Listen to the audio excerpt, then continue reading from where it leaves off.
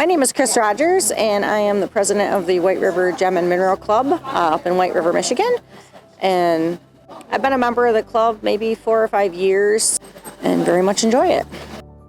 I'm Chuck Parks, and I'm only about 18 months into this rock hunting obsession that I've discovered. I'm probably one of the more obsessive rock club members in this group because I basically got it worked out so I have about an event a week. My grandpa had tons of rocks, and he polished them and had a huge rock garden out in his yard. And as a kid, I just loved to go out with a sprinkling can and water the rocks so we could look at all the pretty colors and shapes and see what kind there were out there. And used to spend hours dumping out bins of his polished rocks and sorting through them and looking at them and trying to learn what the different kinds were. In October, a year and a half ago, I started joining clubs. The show that fall, I learned about the White River Club, and I realized they were kind of sister clubs, so I thought, oh, that's obvious, I'll do that. I have buckets and buckets and buckets of geodes and copper and banded iron, specular hematite, basically representing all the places I've been. There's buckets in the garage, but I do have several displays in my house of like polished pieces or special treasures that I have in cabinets and displayed on things. 25 buckets of stuff. I'd really like to go up and hunt amethyst up in Canada, just because they're one of my favorites. I think they're really pretty, and I love crystal things and sparkly things, so I think that's kind of a bucket list item. Some of the crystal formations out there are just stunning. Just take your breath away, amazing. So there are a number of crystals out there that I would just love to go hunt for. Even like the sunstones in southern Oregon, they look just gorgeous. Strangest place I've ever found a rock. Not counting my washing machine, right?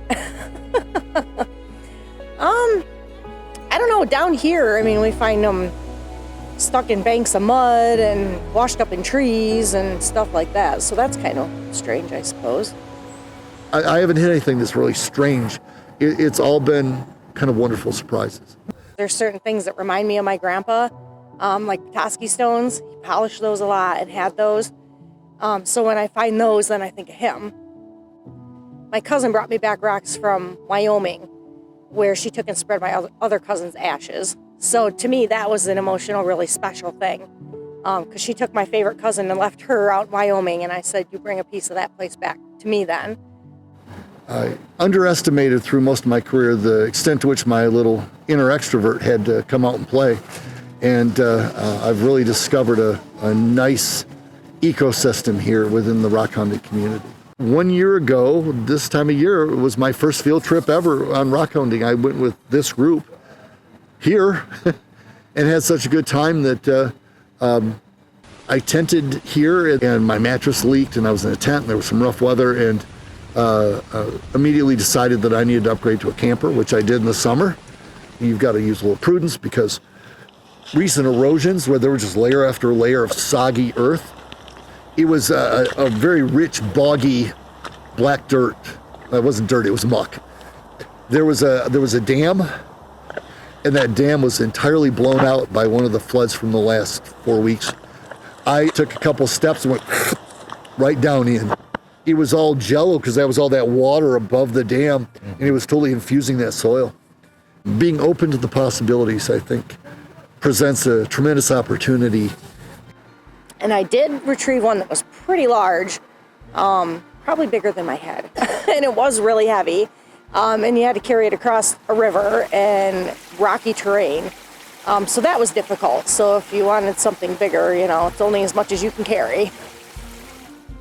I find it really exciting to find something special to me. It might not be special to anybody else, but like today we were out and I found a lot of things with crystals and sparkles in them, and that's my favorite thing, is the sparkly stuff. I always would pick up a rock on the beach here and there. It's kind of exciting. So, ooh, pretty, stick it in your pocket, and at the end of the summer you got a little pile of rocks. Just like a treasure hunt, and it's the unknown, and then you find something really neat, and it's just exciting. Then when everybody comes back here and shares their treasures, it's exciting all over again. I think rock hounding is definitely therapeutic. This weekend I've been looking forward to just to get away, just to come out and be in nature and walk down the creek. It was just gorgeous today where we were. Butterflies and just the breeze. It was wonderfully 100% therapeutic to be out there doing it. And same thing when you go to the beach. I love to go to the beach and look. And it's definitely a form of therapy. Just, it kind of gets you away from everything else, and you don't have to think about anything besides what you're doing.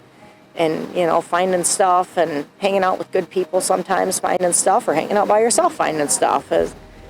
It's a hobby where I get to express myself socially in a community of really nice people.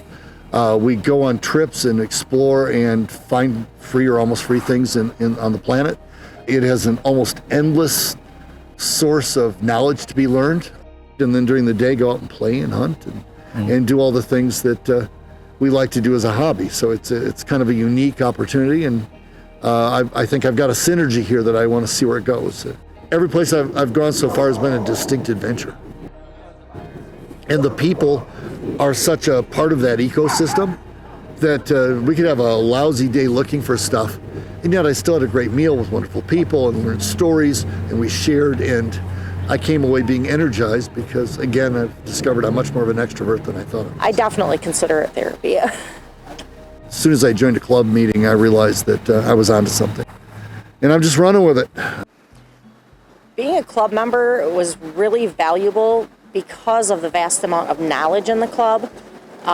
There's lots of people who know lots of different stuff or do lots of different stuff with the rocks. Right now, I collect them and I just put them somewhere, or I make them into jewelry with wire wrapping, but I don't have any big tools to do stuff. Other people have those tools, so they can maybe help you or teach you or help you identify different rocks, or just the knowledge is amazing. The friendship and knowing there's other weirdos out there like you who like to go look at rocks, you know, there's a whole group of them, and everybody's enthusiastic about it and excited about it, and that's really cool, just to have a group of people that like what you like. Being part of the club has been really beneficial, you know, and learning more and just making friends that like the same stuff. I get the social, I get to hunt for this stuff in a community setting. I get to take that material back to my lair and create things with it, take them to shows and tailgates and try and sell them and at least share them with my colleagues. Spend time with people, hunt for treasure, get to build stuff with it, get to go to shows and tailgates and interact with those people again and other people and sell the stuff back to them in an enhanced state. I have assisted others, I think, in looking for certain things, maybe by, if you're on the beach, you run into somebody who's never seen a Petoskey stone, so you can show them what it is, so they can try to go find one.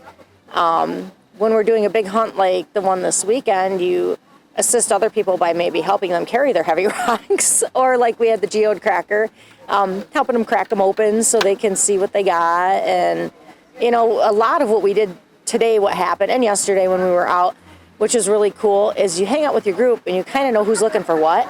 So when you maybe find something that they like but you don't keep, you give it to them, and they'll do the same thing to you. So we kind of trade back and forth, and everybody gets more of what their favorite thing is that way by kind of sharing. So it's a really cool group and experience to have that. I have, you know, I'll find a pretty rock, and I've got finished stuff in my collection, and it's strewn about my office and in some plastic cases that I pull out when I go to family gatherings and see other people's like, look what I've got, you know. I like to think that I can behave in a way that'll bring people together by sharing this thing that I like with other people and getting other people interested in that through my enthusiasm. Spend time with people, hunt for treasure, get to build stuff with it, get to go to shows and tailgates and interact with those people again and other people and sell the stuff back to them in an enhanced state.